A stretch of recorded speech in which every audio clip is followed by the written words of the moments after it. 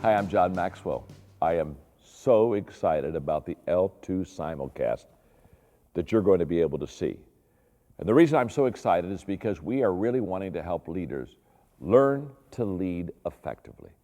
I'm going to be talking about my most recent book, Good Leaders Ask Great Questions. Do you realize the questions are the key that unlocks most of the door of opportunities in your life?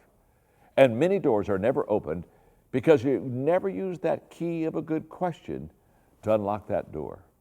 And I'm going to share with you some questions that will help you open up doors of opportunity that have never been opened to you. I'm also going to have my two good friends, Tim Sanders, Linda Kaplan-Thaler. They're both going to be with me on this simulcast. Tim Sanders was with Yahoo.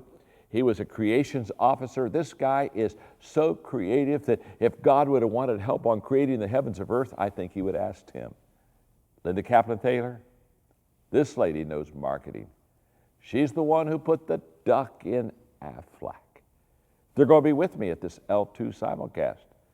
You got to come. You got to bring your friends. Bring your team. I promise you, this will be a day that you will become a better leader.